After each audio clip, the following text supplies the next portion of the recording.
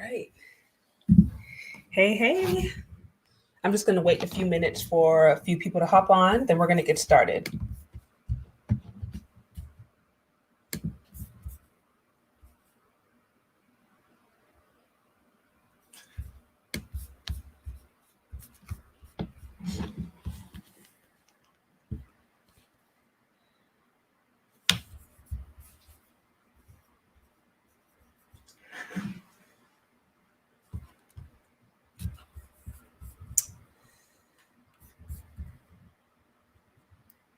All right. For those of you who just joined, we're just going to wait a few more minutes and then we'll get started with the interview.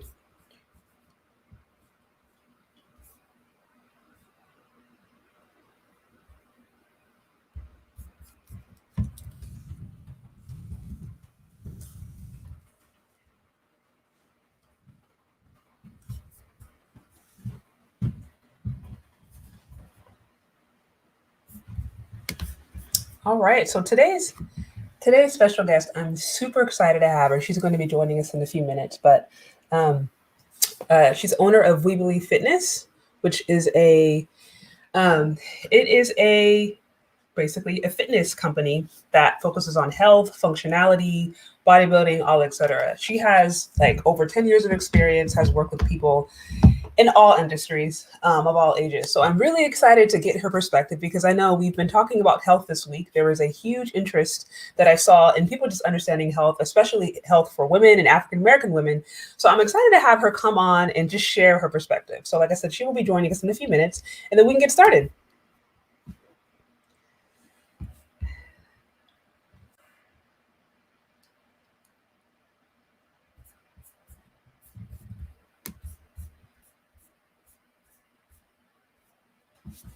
All right.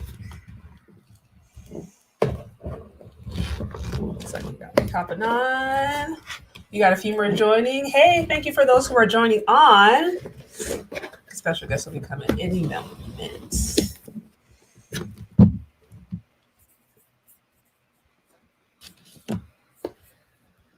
All right. Looks like she just logged on. So let's see.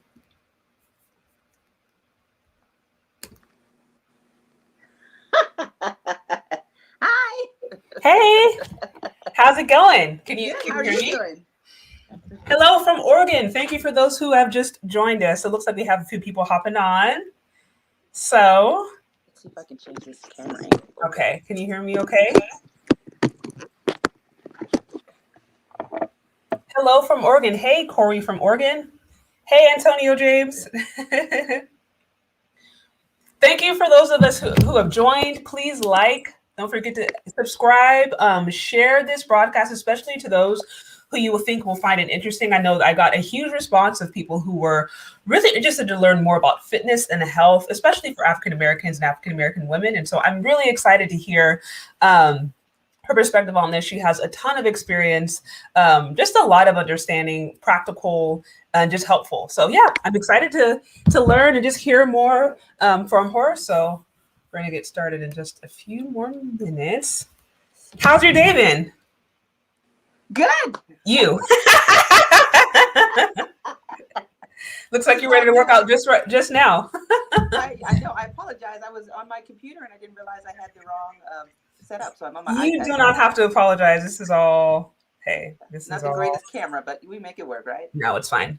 Yeah. It's rarely do people have the best camera.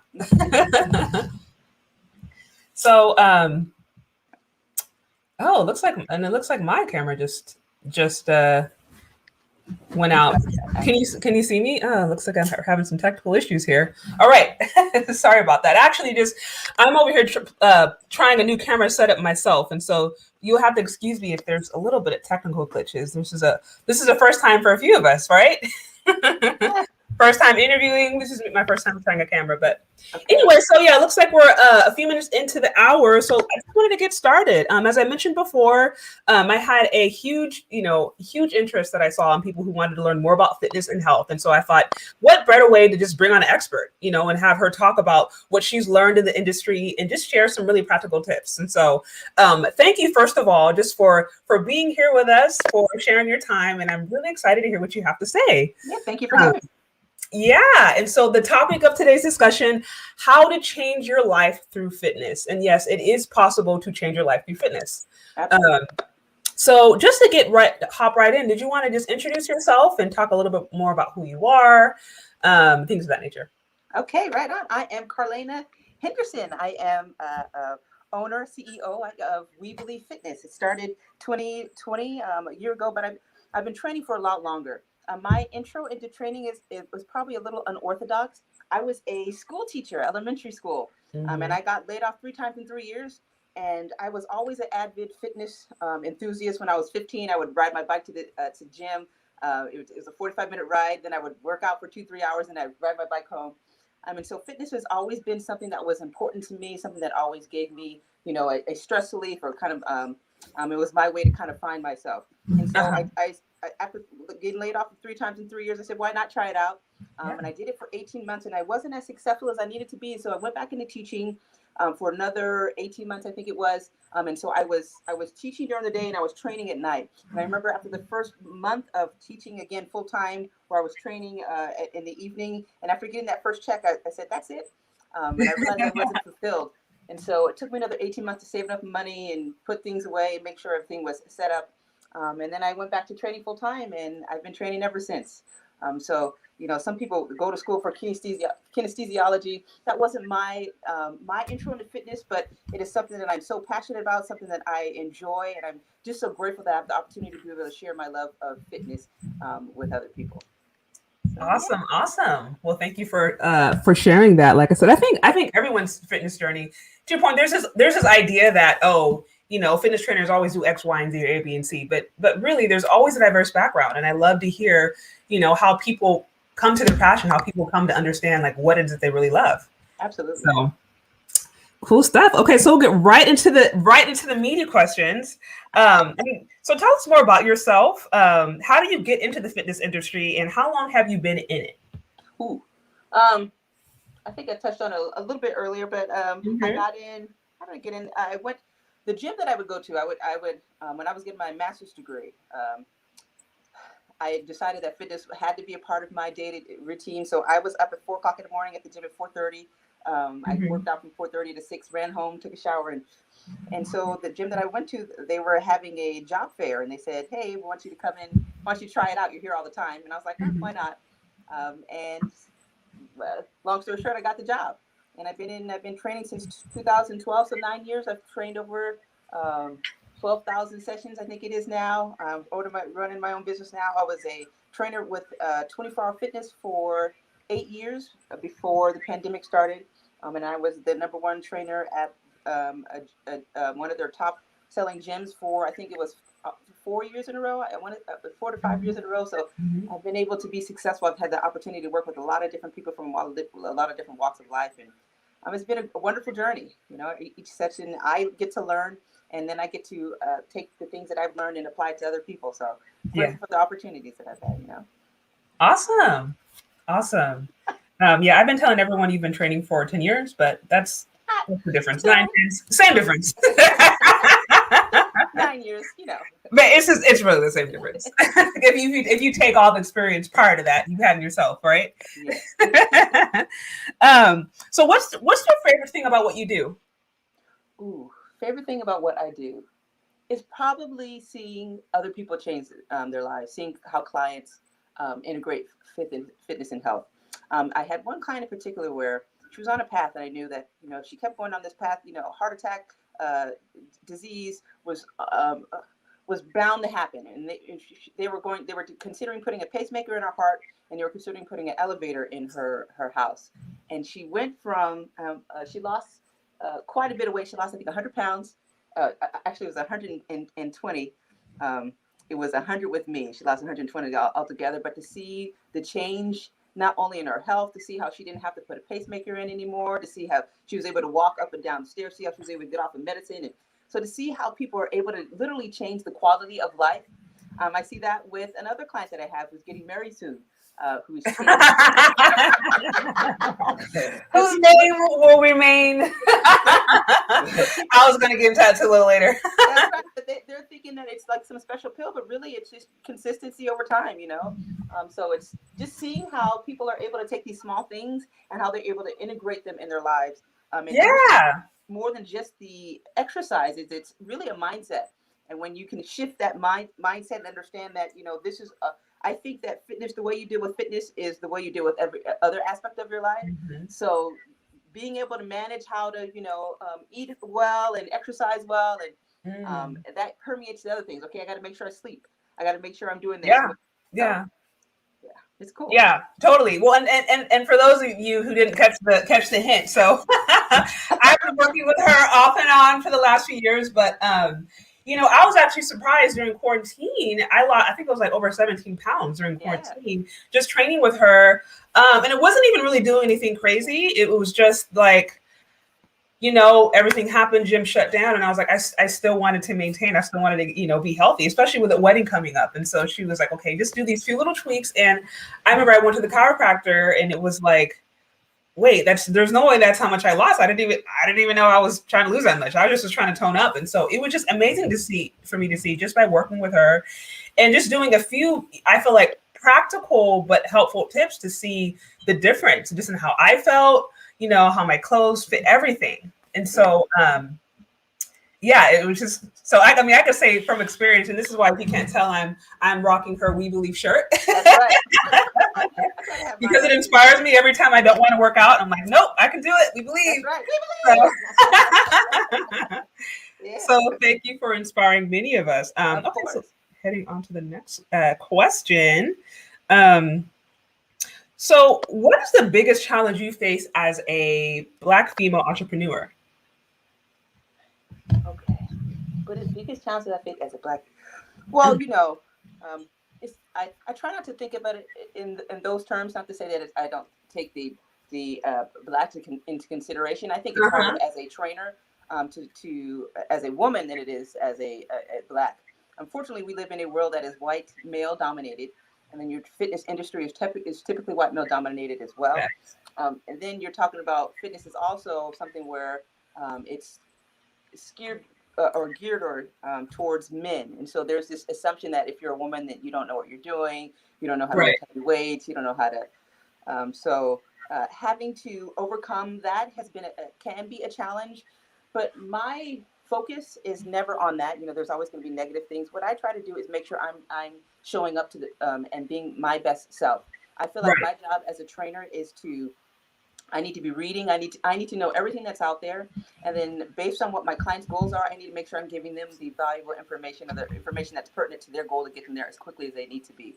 So my job is, as opposed to focusing on the negative and and looking at some guy who's telling me I don't know how to, my job is to read, analyze, reflect, look, evaluate, and then always make sure I'm adjusting and I'm shifting to make sure I'm providing clients with the best information, with the most pertinent information, and with the information that's going to help them get to their goals. Mm-hmm. Clearly, I'm being successful in that because we have someone like yourself who based on she's getting ready for this, I know her body does this.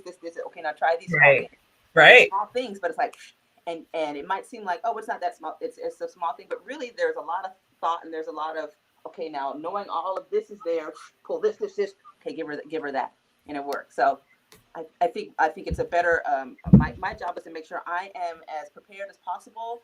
And I trust and I believe in, there's so many people that need help in fitness that there's my audience will be there. So my job is just to make sure I am prepared. And then those people that are eager and interested and willing to put in some work, come find me. They'll find me and I'll find them, and we'll work together and we'll be successful. Right.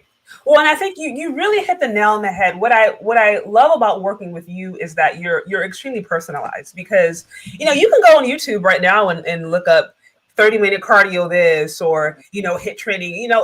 There's no shortage of exercises, but you do that and then 2 weeks in, your knees hurt, your back hurt, then you pull something. And so I really love how every workout with you, I lead, although it's difficult, like the one today was very difficult, and I was like, I was just tired, but it's like I leave feeling better, and my knees aren't hurting, my back isn't hurting. Like I feel like I'm actually, not only am I getting stronger or I'm hitting my fitness goals, my day-to-day life, my back doesn't hurt as much now.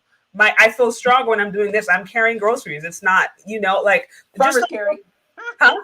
Farmer's carry. Yeah, and so it's really been amazing to me actually to see how those little small investments in your health, how they impact you overall, impact your life long term, your quality of life. And to me, I think less than, you trying to bulk up to look a certain way, or you trying to slim down to fit in a dress or whatever.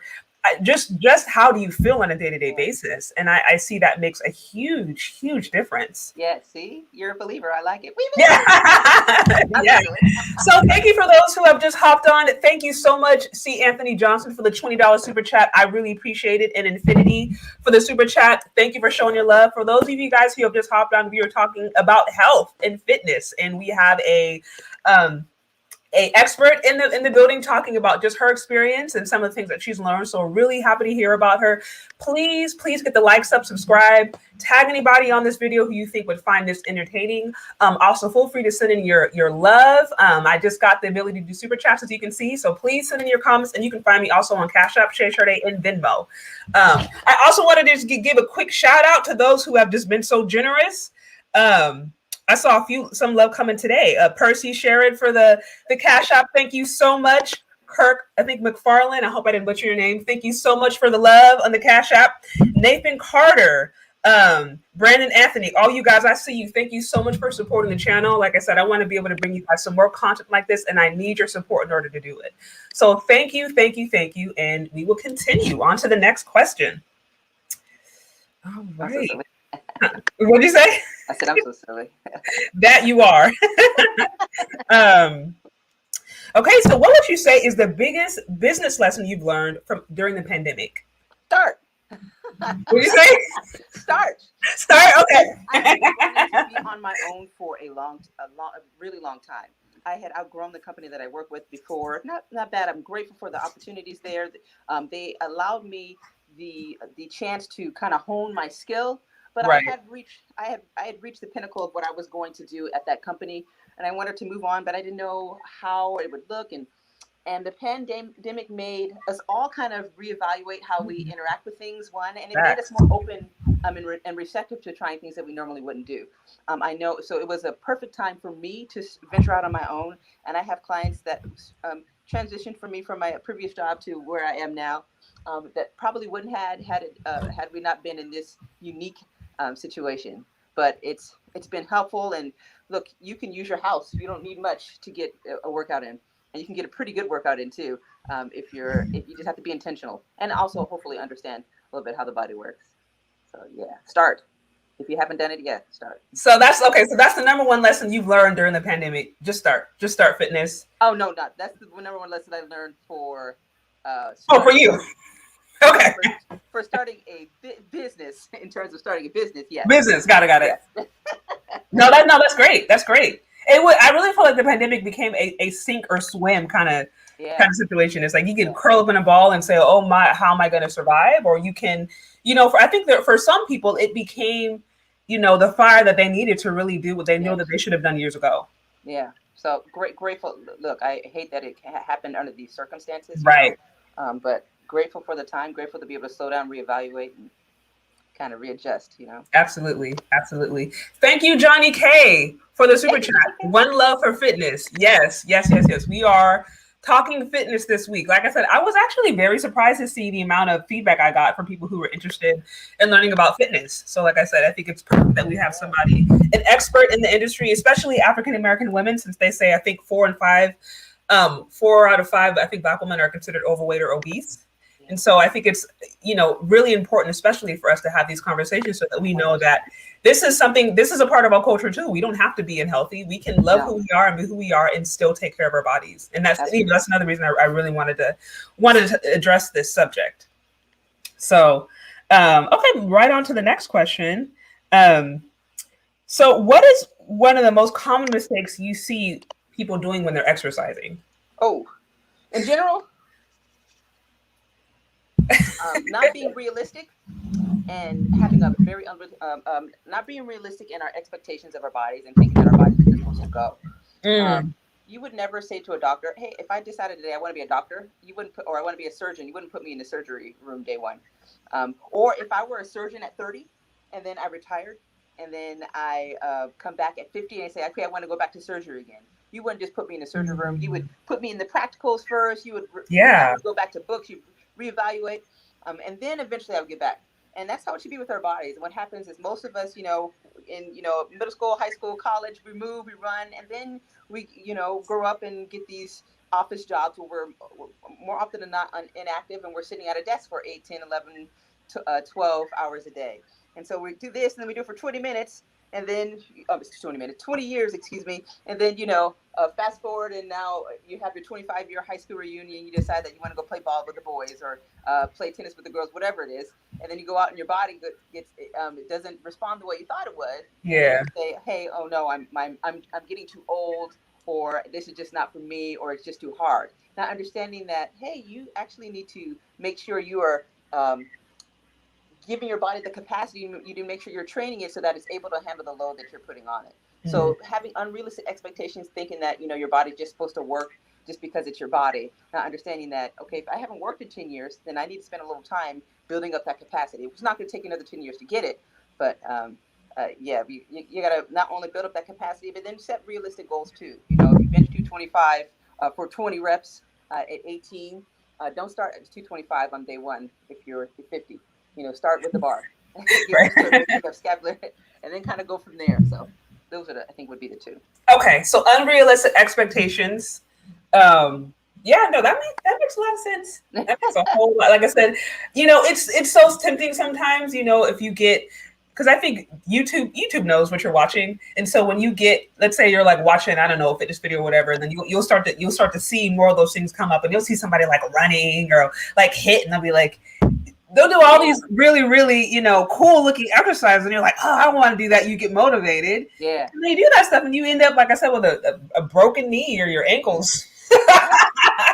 really you have to earn the right to do the cool, and you got to do the foundation work. There's a reason why squat, a push-up has stood the test of time. Your plank, those are the foundation moves. And if you can't do that, if you can't press your own weight, why would I put external load on you?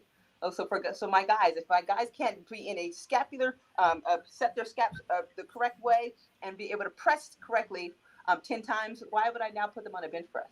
So it's like you got to be able to handle your own load first before you do external stuff. Yeah, that makes sense. No, it makes sense. Mm-hmm. Maybe not as cool, but it's. I know it's not. But I don't know. I think it's actually pretty cool to just feel well. Yeah. You know what I mean? You get past that. You're just like, but I feel better than that. That's cool. Yeah. Okay, so a client comes to you with unrealistic fitness goals. How do you address that? Head on. I wholeheartedly believe that we can achieve any goal that you want to, as long as you're willing to put in the work. But I am also very clear on what those goals entail. So if you say, I want to lose 100 pounds in 2 weeks, I'm going to say that's not going to happen. And then we'll talk about what it's going to take in order to lose that amount of weight. They're typically 1 to 2 pounds a week. It's supposed to be a reasonable out, and anything over 250, it's 2 pounds a week if you weigh 250 pounds or over. Less than it should be actually 1 pound a week. Remember, you lose it fast, you gain it fast. You lose it slow, you gain it back on slow. And typically, if you lose it fast, you're actually not losing what we want. And we mistake weight loss and fat loss. I'm going off track, but I'm saying all to say that you want to be as honest and realistic with yourself and with them as others. So for me, I always make sure I'm setting my clients up for success. We can get there. You want to be a track star at 50? Cool, let's do it. But are you willing to do this, and that? And if you're not willing, then that's not your goal. So I don't sugarcoat on purpose. And this is what there's so much information out there they're looking for the hook. That's why something like a 30-day this and 30-day abs, and they get you because it's like, if I do this for 30 days and you're so hyped up from the emotional aspect of it, and it would be easy for me to come up with a 30-day program with a 10-day this with it. I can put you on a diet right now where you can drop 10 pounds in 4 or 5 days. But when we're talking about holistic health, when you're really talking about being fit and making sure you are the best version of yourselves, those things don't work. So it's easy to be able to be the hook or be the cool thing that's the flavor of the month. It's difficult to be able to be honest, but that's the only way you're going to be able to get to where you really want to be. Right. Yeah, no, I appreciate that approach. Seriously. Because I'm like, a person, that's the thing about it. A person figures out the truth either way. So even if they're going with the fantasy, it's like you're gonna figure out 2-3 weeks into it, the hard way, Yeah. that it's not as easy as you thought. So I think it's a lot better and softer to know out the gate this is what it is. You can kind of set expectations. And we also forget that it's a journey, not a destination. And with anything, whether it be fitness, whether it be, and this is why I say fitness permeates every aspect of our life. Um, if you were a great accountant, you weren't a great accountant day one, but year 10, it's like, okay, I know all the. If you were a great doctor, you weren't a great doctor day one. So same thing with fitness. I say it's like building a muscle, but you are. When you talk about building, it's not physically just or literally just building a muscle. You're literally building your endurance, your ability to think about how to deal with diet and exercise. And so it's a skill that you learn over time, and it doesn't happen like that. It's like that, I should say. Awesome. Yeah. So thank you for those who have just logged on. Please get the likes up. Please comment, tag anybody on this who you think would find this interesting. Again, we're talking about fitness, and I'm so excited to have our guest expert on We Believe Fitness to share her experience with us. Thank you guys again for those who have shown your love. Please continue to do so and show your support. You can find me on CASHAPP and VENMO ChezCharde. And looks like we have some comments in here. Some people really excited about fitness. I see one comment. I've been eating shakes and chicken and broccoli. I'm losing 2.5 pounds every week. I started at 252 pounds. I went down to 170 and I'm back to 190. All right. So on your fitness journey. All right. Okay. So on to the next question. What are your thoughts on the BMI? Does it accurately portray ethnic or Black body types / proportions? So it was BMI was a number that insurance companies actually came up with. I forget.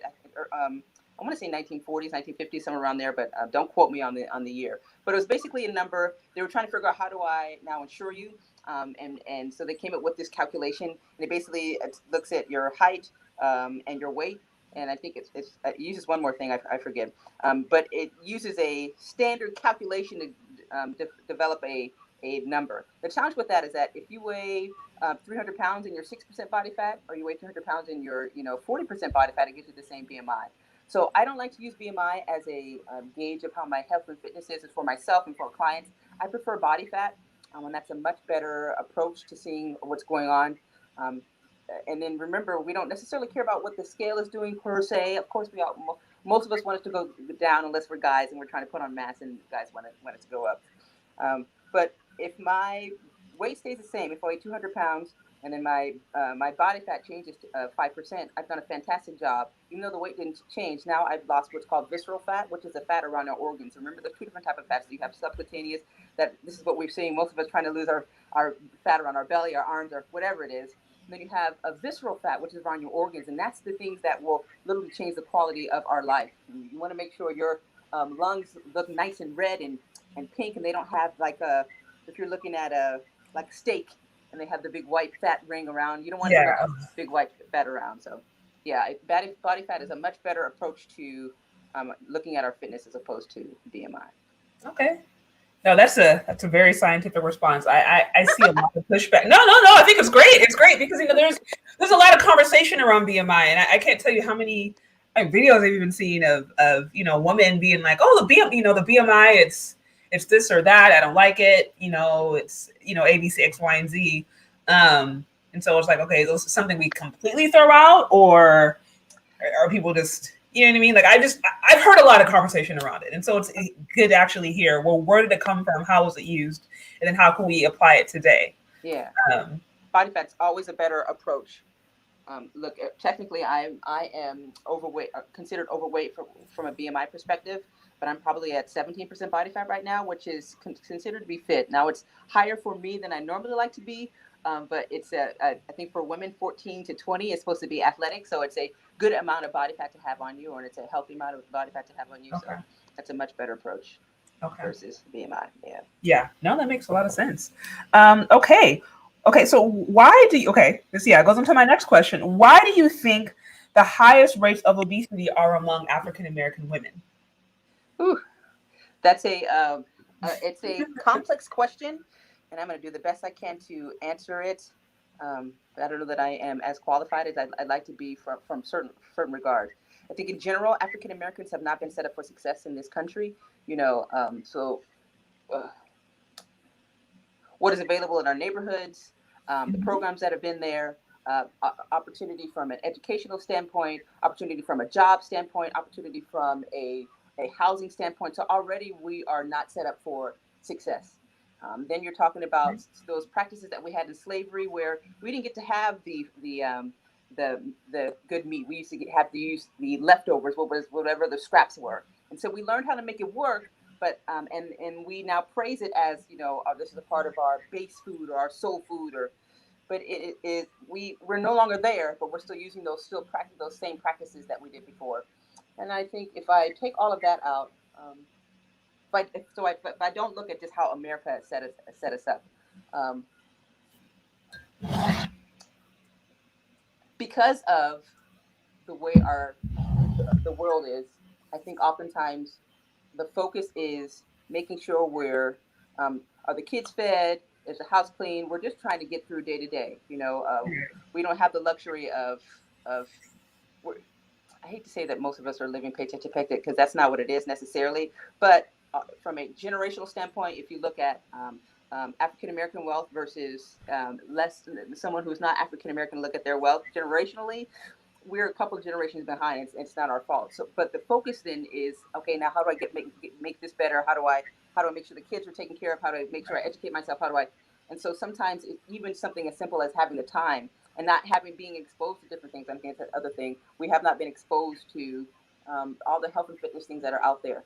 When I lived in Oakland, there was one grocery store in probably a 15-mile radius. And where I live right now, I can go to 3 grocery stores, and I can run to 1, 2, 3 of them, and it's a 8-minute run. So you're talking about exposure. I have all these different choices, and it's easy for me to get healthy food out here versus being in an inner city. It's a lot more challenging. Yeah, So that's facts. That's we definitely have to educate ourselves, and look, we weren't set up for success in some regard, but this is now where we get to be intentional and understand that those things that they replaced, or the position that they placed us as a community, as a culture in the past, does not have to be our today. We have to be more diligent in terms of learning, and it is a challenge. Look, when I was younger, I used to think that, and God bless our parents, but I used to think that you go to the gym to get a donut, because at the end of the workout, my mom would always go get a donut. You're laughing, but so I had to learn that, okay, that's actually not a healthy approach to working out. So simple things, and oh man, that's so silly. Or something simple like if you're eating something and you got heartburn, then you probably shouldn't be eating it. It's your body talking to you. We're telling you, hey, it's time to put that down. I still remember, and it broke my heart. I was in Vallejo, and I was actually leaving church, and there's a Burger King right across the way where the church was, and there was this lady in an oxygen mask, and she was standing in line. She was on a wheelchair and standing in line, and she was going to get her burger, and she didn't see how that correlated with how her body was responding, but we're not even being taught to think that way. We're not taught to think that how the fuel that we're putting in our system is affecting our health. So, oh man, yeah, I think it's a loaded question, but this is where I go back to: we can't focus on what happened in the past. We have to focus on what we can control now, and there's so much opportunity available to us. Yes, we have to search for it, and we have to dig for it a little bit, but we're worth it. We're worth the investment, and we're worth the challenge. We believe it's there for a reason, you know, or it's that title for a reason. Yeah. Yeah, no, absolutely. I think that was I mean, that was a loaded question, and like I said, it's a loaded response, because there's so many different. Yeah, actually, I touched upon this earlier in the week. You know, why I personally believe that is the case, and I can even remember, you know, as a young girl when I was on certain diets, and I would go into certain situations, and they would kind of joke. You know, you may have friends joke or people joke, but it's like, oh, you eating that rabbit food, or, you know, the white people food or whatever. And there was like this idea where it's like healthy food or things that were good for your body were for white folks. Yeah. You know? And so it's just little things like that. Huh?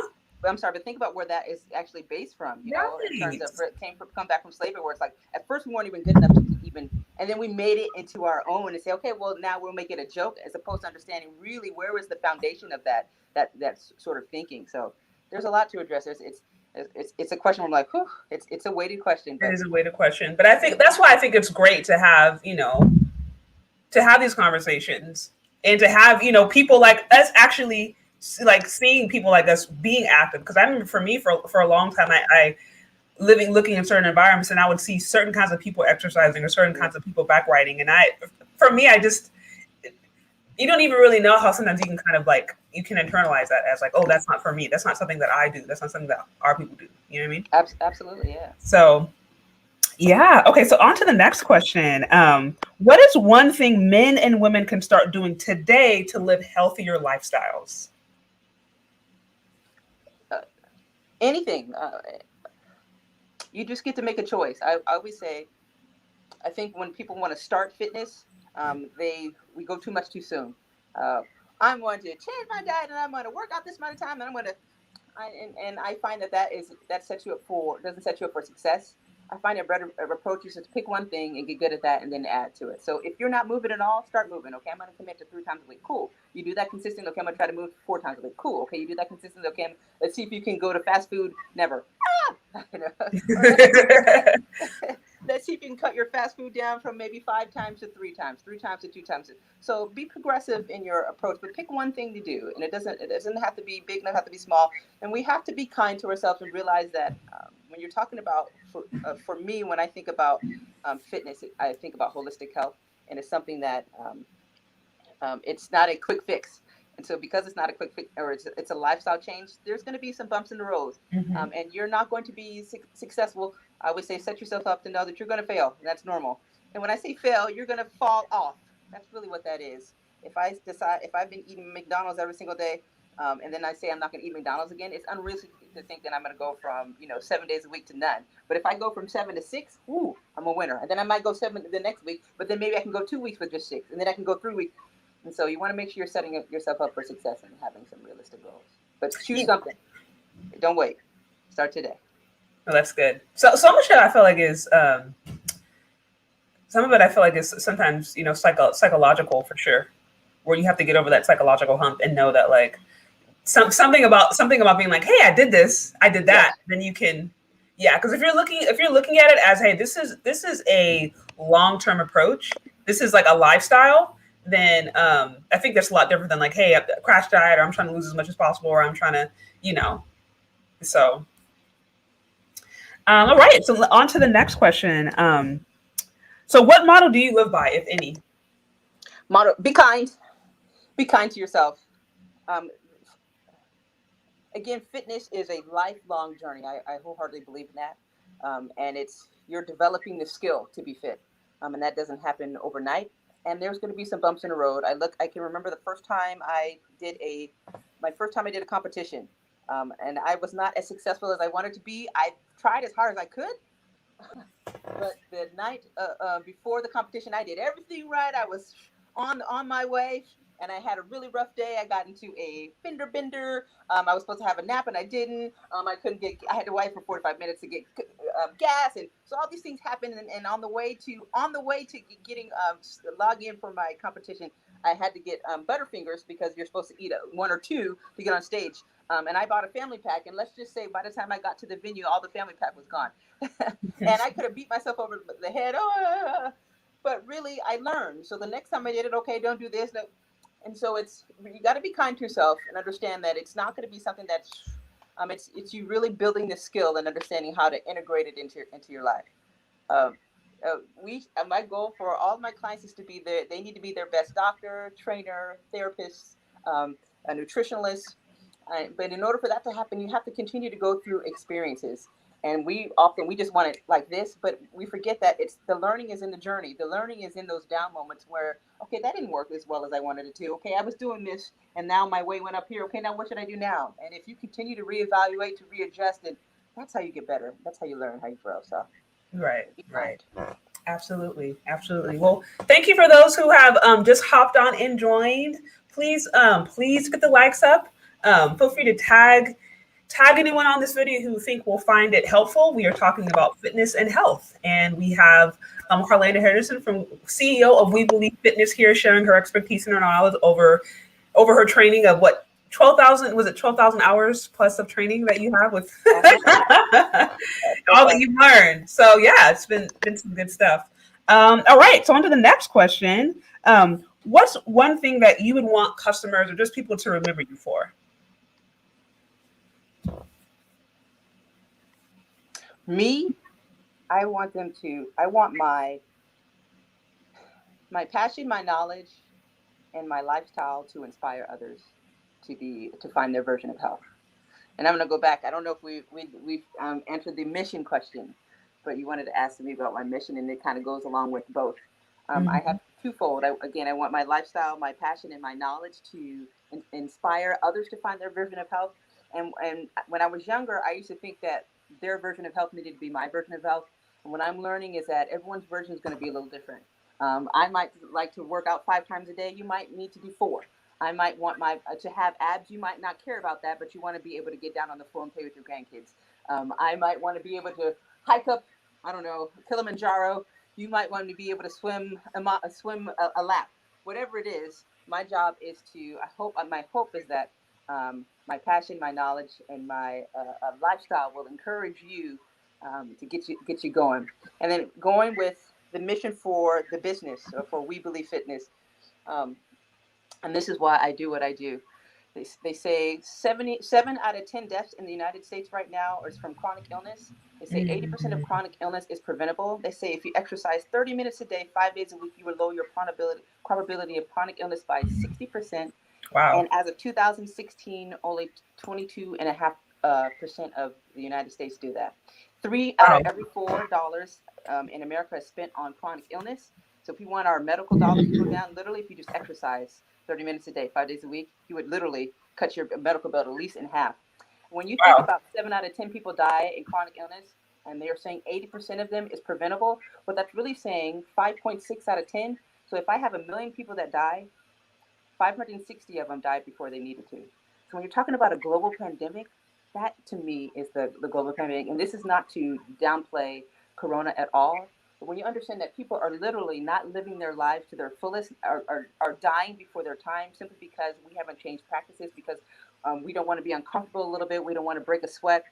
And if you ask most people, if you ask 100 people, what's more important, your health or money? Most people would say health. And if they said, okay, well, I'm tired today, but where you go, but you need to go to work. Most people are going to push past and go to work. Why? Because at the end of the month, they're going to feel that still got to pay my mortgage. I still got to pay for PG&E, whatever it is. But if I say I'm tired, I've had a long day at work. Now you want to go to the gym? I don't want to do that. Or you want to walk? No, I don't want to do that. Or can you make a salad as opposed to now we just go to McDonald's and get a burger? It's easier for me to do that. And so when you're talking about those small practices, those choices, what happens is that, and our body is so gracious and loving to us, it's going to cover us. So, at year 20, year 30, it's like, all right, you're not taking care of us, but but that's why people in their 40s and 50s and 60s, all of a sudden things are happening. And we think that it's because of age. It's not because of age. It's because our body is, I always liken it to the bottle. There's only so much you can fill the bottle with. And by the time we get 40 or 50 or 60 now, we've had so much exposure now that this bottle is full. And so, what was I saying? So part of our job is to make sure we're making better choices now so that we're able to be happy. I hope that makes sense. Oh yeah. So I'm sorry, but just going back to the mission really is I want people to understand how important it is, fitness, and when you're talking about changing lives through fitness, how important that is, simply because literally if I'm dying before my time, I'm not able to do all the things that I feel like I'm supposed to do in life. So literally just taking 30 minutes a day, I know it's uncomfortable. I know it's, and literally as opposed to choosing this versus that, have the 100-calorie apple as opposed to 100-calorie cookie. You do that every single day. Now, if I add another 10 years to my life, why wouldn't I? And for what? Just to be exercise a little bit more, yeah. So when you really start thinking about 7 out of 10 people that die in the United States, 7 out of 10, 70% of them are from chronic illness. And of that, 80% of them are preventable. Come on now. So that's why we do what we do. That's why I do what I do. Yeah.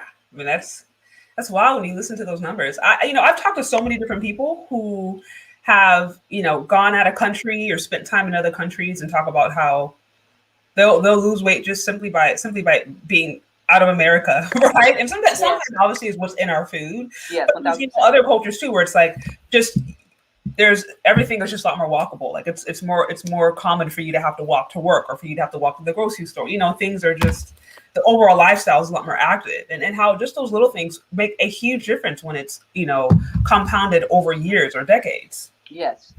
Yes. We were never designed to be in a fixed position. We were never designed to sit. We were always designed to move and groove. And yeah. Right. Look, because of the country that we live in, not bad, but we have to be way more intentional just because, most of us don't walk to the grocery store. Most of us will get in our car, and then most of us drive up to work. And now with things like DoorDash, where literally you don't have to get up. The company will just bring. So you literally just sit there and somebody brings you food and then bring you more food. So Right. You have to be intentional, but it's worth it. Our lives are worth it, Absolutely. So now I'm down to the last question. Are there any other thoughts or things that you would want to share with people who are watching? One, thank you for watching, and thank you for taking the time to listen about fitness. Know that it's a journey that you're on, but you are worth that investment. Look, there's going to be sacrifices. There's going to be times where you're going to be uncomfortable. There's going to be times where you feel like you want to quit, but you are worth the sacrifice, and I can assure you that the benefit far outweighs the cost. So just move, keep going. Know that you're worth it, and know that I believe in you. We believe. Love it. Well, this was great. I love hearing, like I said, your passion about fitness, and just some of the different things that you've learned over the years by trial and error and by doing things and by working with people. And just a reminder that, being fitness doesn't mean that you have to go work out 3 times a day, every single day. Like fitness it is going to vary by person. It's going to change by person, but it's taking the time to just invest in yourself. And many of us don't do that.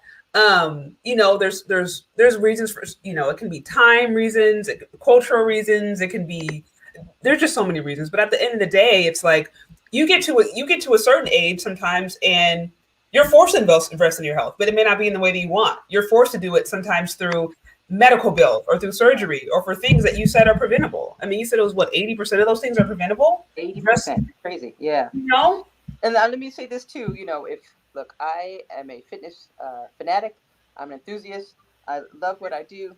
And I have to say 80% of the time, I don't feel like working out. What? If you listen to a lot of professional athletes, if you listen to a lot of people that are in the industry, we understand that it's not about necessarily something that you like, I just want to do this all the time.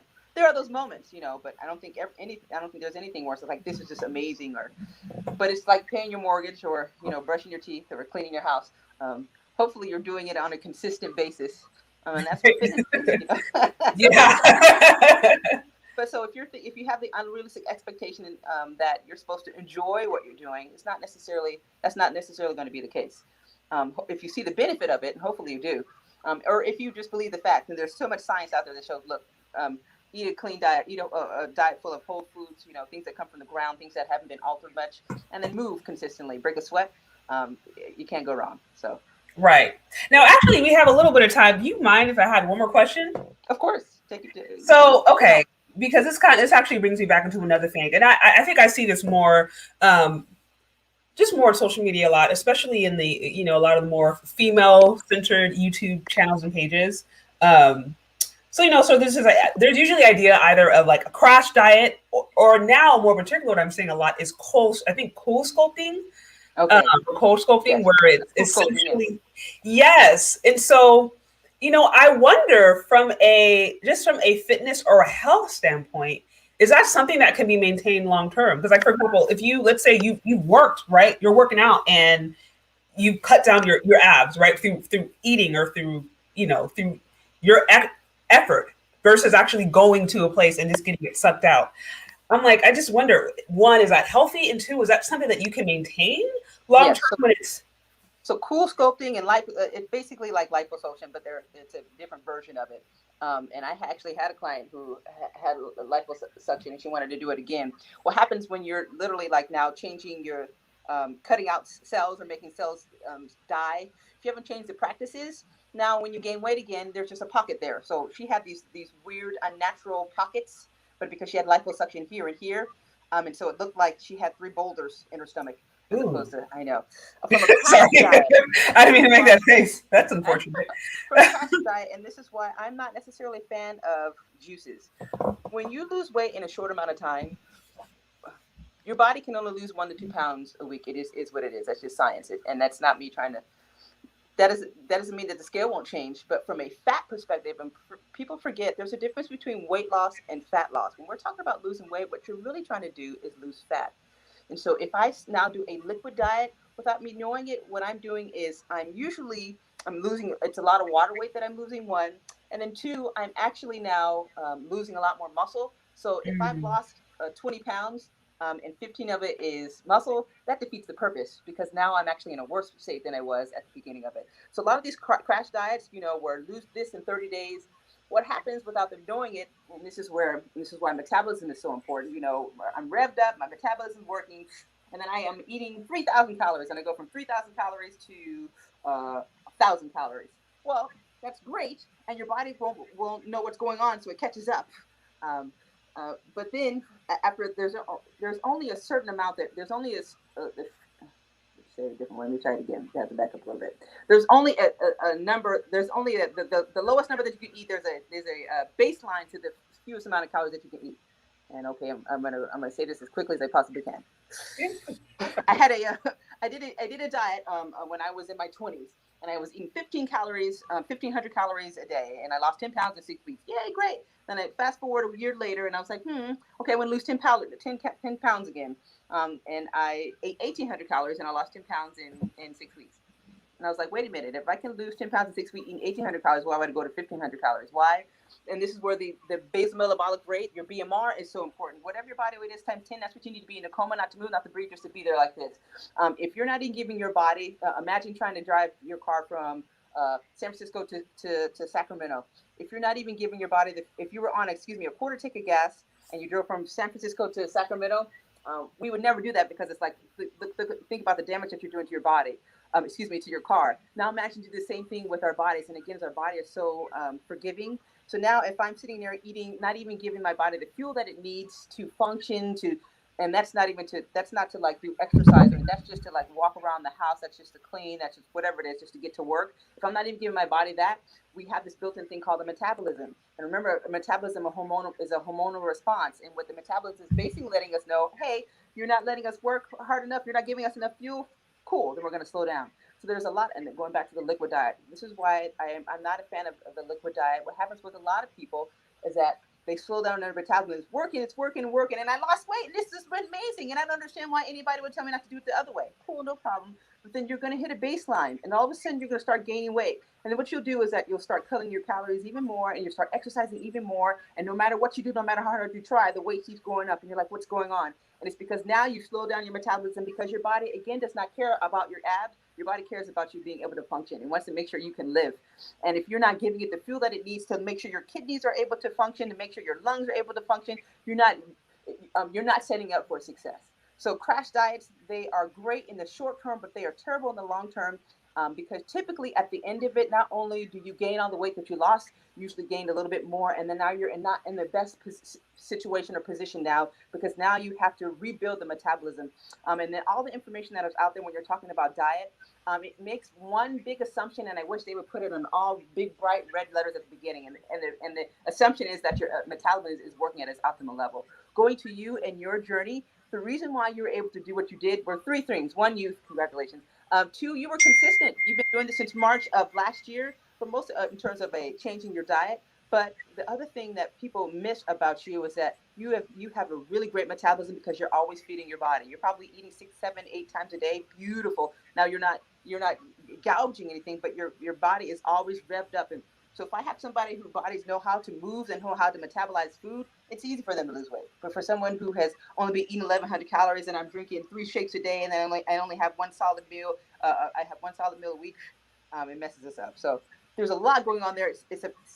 It's something that you can see that I'm passionate about, because I did the same thing where I tried so hard, and now understanding how the body works, and particularly for women, I have a lot of women coming to me. Usually they are overweight and they undereat.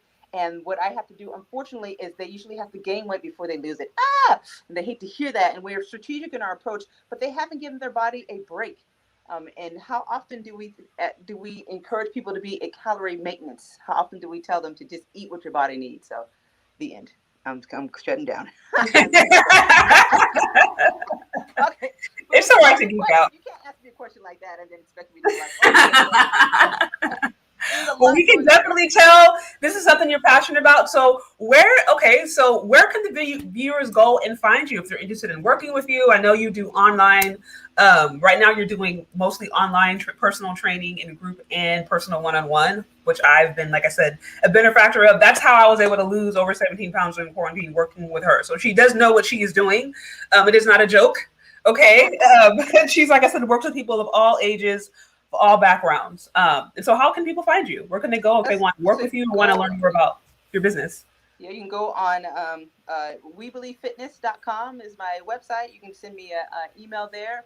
You can contact me on Facebook, message me there. You can contact me on Instagram, either with We Believe Fitness, or you can contact me directly, Carlena Henderson.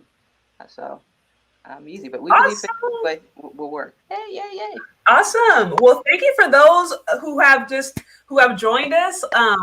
I'll leave her information also in the description of this video. So those who see the replay or anything can go and find the information and just, listen. And so thank you again for all of you guys who have, been a part of this, who have sent in love, super chats, and just shared your comments. I really appreciate it. Again, please share this with anyone that you think isn't just in need of hearing this information or may just find it intriguing, as I think there's a huge need, especially within the African American community, for us to learn more about health, educate ourselves, and then be motivated. And so, if you know of anybody who would benefit from this, please share and definitely check her out. We Believe Fitness. She knows what she's doing and she's great at it and very passionate about it, obviously. So I appreciate you all. Thank you all for listening. Yeah, it was a pleasure. It was a pleasure. Well, thank you guys again. And yeah, we will talk later. All right. Talk soon.